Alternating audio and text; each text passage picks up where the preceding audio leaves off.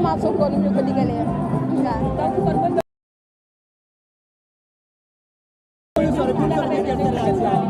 jox na leen solution mais bu leen yàqamte gis nga dans la vie ku patienté da ngay am lu rëy ku patienté di nga gis lu rëy 2050 léegi mu jot balaa 2050 vous allez voir les réalisations bu leen yàqamte topp nañu ñun dañoo yàgg dem ci jubal jubal bi Europe boo fa nekkee mu neex la mu naka da ngay jub mu neex la mu naka da ngay fay leen waaw amoo choix boo fay leen foo si sa liggéey si sa bulletin de salaire dañ koy dégg donc ñun dañoo tàmm jubal jubal te ngir yàlla sénégalais nañu jubal yàlla loolu la digaaleel. Merci beaucoup. Attention, voilà. Alors, Mamadou Gueye original, yàgg ngeen ci communiqué. yàgg ngeen wax ni jeunes yi wane ñu ginnaaw Ousmane Sonko. te mobilisation bi ban jàngat nga ci am. mais jàngat bu ñu ci am rek mooy que xamoon nañ ne lii mooy am parce que xam nañ ne Ousmane Sonko dafa jël vie am teg ko ci tali bi ñun ñii ñëpp ñu ànd xeex metti woon na trop mais on n'a jamais lâché parce que dañu gëm ne li ñuy liggéey pour suñu doom yi. nekk ci réew moo xam ne yàlla da ko nakkal ba pare ñun ndóol ni ñun ndóole mënul nekk et loolu tey ñëpp gis nañ ko et je sais que aujourd'hui c'est une démonstration pour montrer que la population sénégalaise mais surtout les jeunes tout le monde est derrière le président Ousmane Sonko. te opposition tamit woote na préfet bi. comme la woon je l'avais dit ñoom ñoo la gën a xam ne du ñu am sax autorisation parce que c'est de la provocation Ousmane Sonko mënul wax seeni magu yu néew le 8 il peut pas y avoir ñaari manifestation d'envergure te bala sax amul envergure dañu wante dëgg si même département bi savait pertinemment que dañu am autorisation mais il fallait ñu def de la communication pour créer une dualité or il peut pas y avoir de dualité entre cette opposition maanaam leen les hommes en position parce que en réalité li nga xam ne c'est le peuple qui l'a validé bokkul.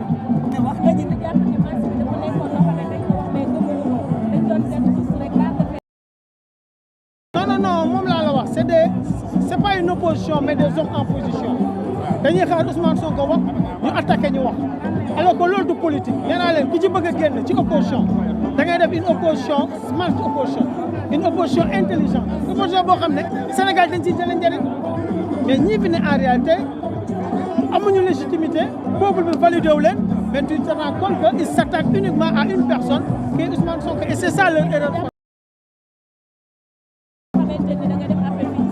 non ñoo la ko gën a xam ils savaient que ñoom du ñu def manifestation mais il fallait faire la com il fallait faire une communication pour dire que on est là alors qu'ils sont pas là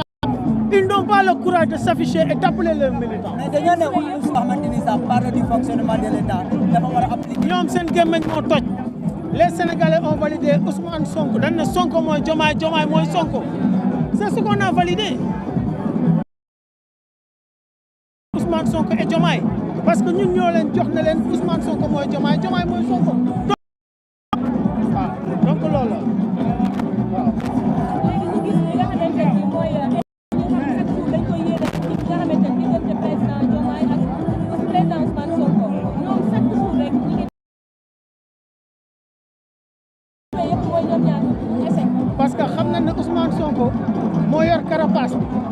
Ousmane Sonko mooy protéger le président Diomaye xam nañ ne buñ fi jëlee Ousmane Sonko tey jii pour ñu atteindre Diomaye yàq affaire bi dafay yomb ils ont très bien compris mais nee naa leen dafa seet ñu sàngu mais nelawuñu et nous on va se battre pour que projet bi àgg parce que projet bi non seulement Sénégal mais c'est un projet pour l'Afrique. ñu def tamit benn communication di ko dawal ci li nga xamante ni mooy plateau télévision yi nee nañ Ousmane Sonko dafa ñëw ci soirée pour prononcer bi nee na dafay def démission. loolu waa boor bee ñoo koy wax démb xanaa seetaanu leen kii xam ne président Diomaye dem na seeti président Ousmane Sonko au petit palais ñoom ngay wax rek seen yéene la mais ñoom ñaar xam nañ ne kenn mënul dem bàyyi bonom dañuy boole naan rek wala boole tuur kenn mënul leen séparer.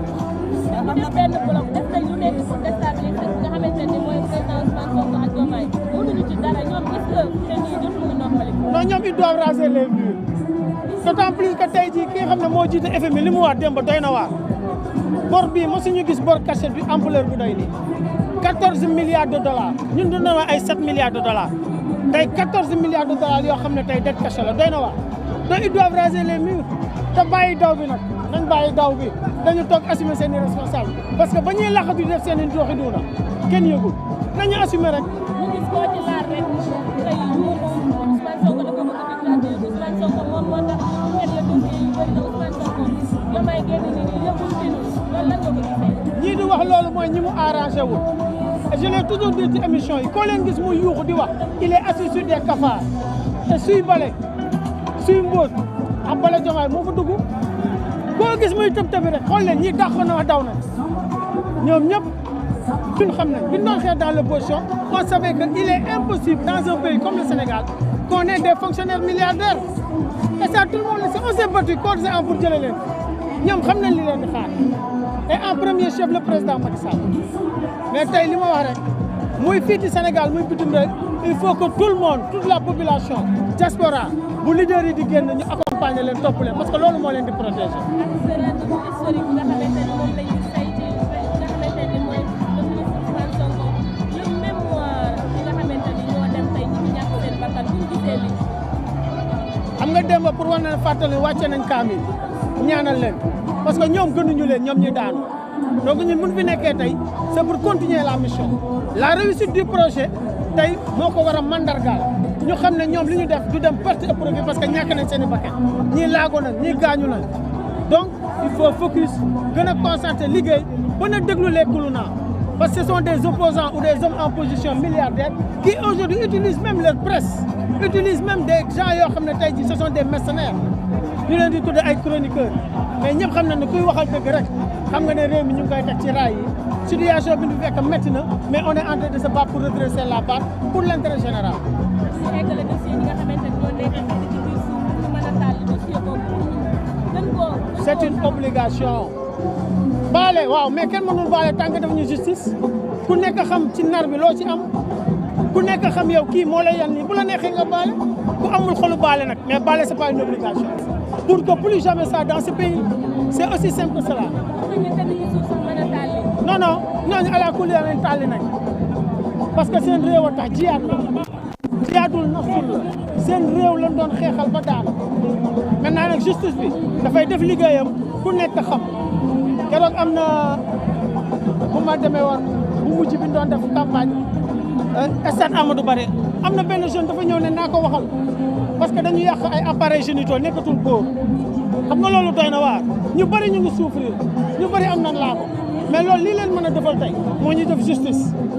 dañ leen di diaboliser ñi nga xamante ni dañu war a def justice pour ñoom lan nga leen di wax ñoom ñi nga xamante ne askan bi ñu nañ ci bàyyi lépp mu sedd. kenn mënul bàyyi mu sedd parce que boo bàyyi mu sedd da lay dalaat pour que plus jamais ça dans ce pays il faut que justice se fasse. noonu ñoom xam nañ ñii di yàq seen xel di leen tropicaliser mooy ñi nga xam ne tey bëgguñu mbir mi leer ñi nga xam ne tey en réalité ordre yi ñoom ñoo ko doon joxe. On ne tire jamais sur son peuple. On ne doit pas tuer nos enfants. Et pour que loolu amati il faut ñu teg dëgg dëgg mooy justice def liggéeyam ku nekk li sa responsabilité nga assumé ko kuy baale nga baale loolu c'est clair.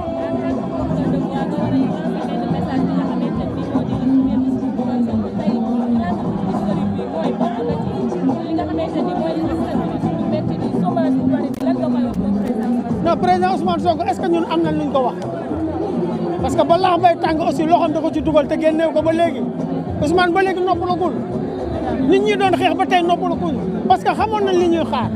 réew mi buñ ko jëlee obligation la dañu continuer combat bi parce que yàq dañoo am ay doole dañu am milliards. ñi nga xamante ne dañoo pressé nag parce que réew mi dañ ko fekk ci ay jafe-jafe ñoo leen gën a xam ñii di yuuxu bariwuñu mais dañoo am doole seen voix mooy dem parce que dañu yor ay médias yor ñu leen di waxal mais askan wi si boppam xam na ne dafa war a métti pour ñu jóg il faut mu métti France Europe moo ñu gënoon sonn ba def révolution française amuñu woon lu ñu lekk bay tëgg ay casserole mais tey gis nga il faut qu'une génération se sacrifie et cette génération c'est la nôtre on est en train de se sacrifier et il faut que tout le monde soit derrière pour qu'on passe à une étape supérieure qui est quand même la souveraineté nationale. bu baax a baax même dans la justice dañuy jàpp ñi nga xam ne ñoo nekk au pouvoir ñi nga xam ne tey on a une justice et on l'avait promis aux Sénégalais que bu ñu jëlee réew mi on va def les assises de la justice pour réconcilier la justice avec le peuple sénégalais c'est ce qui est en train de se passer sant yàlla bu baax mais yéen tamit maa ngi leen di gërëm di leen sant vous êtes des combattants comme nous parce que fépp fu ñu dem aussi ñu ngi leen di gis yéen a ngi taxaw bu nu nokkee nakk li ma son jamono yooyu ngeen nokki ko merci beaucoup jërëjëf. alors yéen a ngi toujours analyse kii loo xamante ni moom moo di la mobilisation pour le terrain meeting Alaaji seen xol seen na. asalaamaaleykum Sénégal.